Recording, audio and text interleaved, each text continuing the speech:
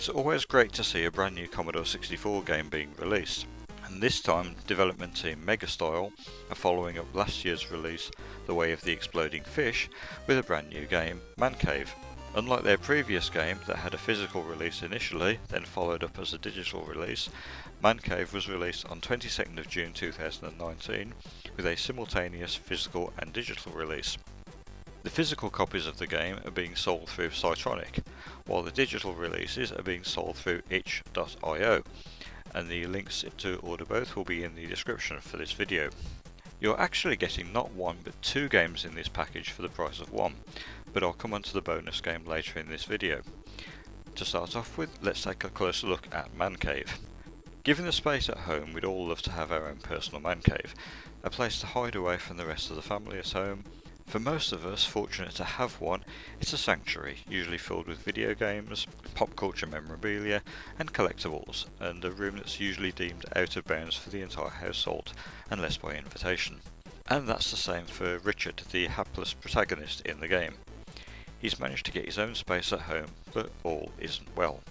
As part of setting up his man cave, he's hidden a few magazines he owned from his younger days of an adult nature that he doesn't want his family to know about. Instead of throwing them away, he thought it would be a great idea to keep them safely stashed away. That seemed like a perfect plan until his kids snuck into his man cave, grabbed his collection and have now scattered them around the house. Now, you've got to recover them as quickly as possible and return them back to your hiding place before your wife gets home and you face certain doom. What follows is a single screen platform game where you take control of Richard. You have to move around the house as quickly as you can, collecting the magazines and return them to the rubbish bin in the cave at the bottom of the screen. It's not that simple though. His children are wandering around the house, so they have to be avoided at all costs, either by climbing stairs or hiding behind different objects in the house. Several magazines can be carried at once to make things easier, but there's an added complication. You have a stress meter slowly rising on screen. This can be reduced as you drop magazines off, but when this fills up, or if you get caught by one of your family, you lose a life. Recover all the magazines and it's on to the next level, which features a different design for the house and an increase in the number of magazines you need to collect and more hazards. As you run around the screen, your character is affected by inertia, so he doesn't stop automatically. One thing I did appreciate here was that the developers have made this an adjustable feature, so you can alter it depending on your playing preferences. If you'd rather play without it, or just a slight amount of inertia, then you can. It might not be a major detail, but it's the first time I've seen this type of option implemented in an 8-bit game. I have to be honest and say that I did find it easier to control and more responsive with the inertia turned off, so that's probably my personal preference for the game, but having the option there is a great bonus. Talking of bonuses, there are a few extra touches hidden away. Taking a leaf out of the console owner's books, Mancave has a selection of 16 trophies that you can work towards through playing the game, adding additional repeat play value, increasing in difficulty.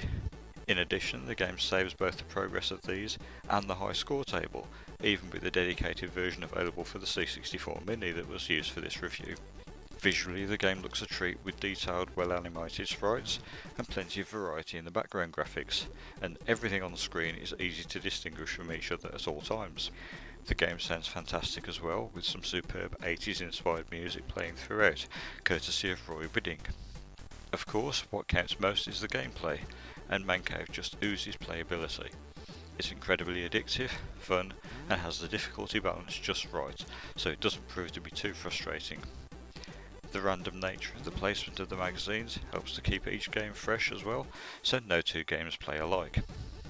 It makes the game an absolute joy to play, and I can't praise the team at Megastyle and the programmer Chris Stanley enough for this game. I've played this pretty much continually on the C64 Mini since getting this a few days ago, and it's become one of my go-to games when the system is switched on at the moment.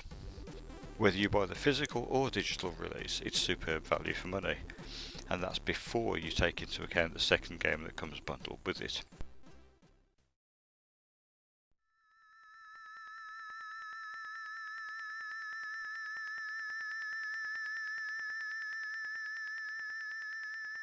Now, I mentioned at the beginning of this review that there are two games included for the price of one. Megastyle decided to offer gamers a second game free of charge, both with the digital and physical release of Mancave. That game is Dockster's Digger. Doxter's Digger is quite a simple game in comparison to Mancave, but that's not necessarily a bad thing. An evil genie, Kazam, is trying to assemble an undead army to take over the world. As part of this plan, he's trying to revive a long-dead Viking warrior, as you do. To do this, he's travelled to Norway and is flying above the grave of the warrior on his magic carpet, dropping bombs in order to open the ground up enough to free the warrior's soul. A little bit of overkill if you ask me. Now this is where you come in. You take control of Doxter, the graveskeeper, and you're armed with nothing more than your trusty shovel, and it's down to you to stop evil from taking over the world by filling in the holes that Kazam has opened up before evil can escape. In essence, it's a single screen game taking elements from Blitz and Panic and combining them together into a frantic arcade game. You control Doxter using the joystick to move him left and right and pressing fire to fill the hole he's standing next to. If a bomb hits you, then you lose a life, obviously. Lose all your lives, or if the Viking escapes, and it's game over. It's quite a simple premise, but one that works extremely well.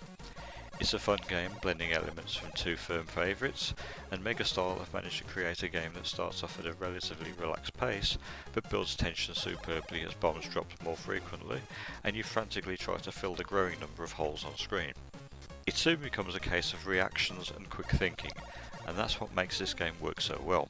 What sounds on paper as if it could be a dull game turns out to be an incredibly addictive game in the same way that Tetris's simplicity kept gamers hooked for decades. While it's not quite in the same league, it will keep you coming back for more. With bold, well-animated graphics and a great soundtrack as icing on an already appetising cake, this could have done well as a standalone release, but as a freebie it's a stunner. Come back soon for more Commodore 64 and other retro game reviews.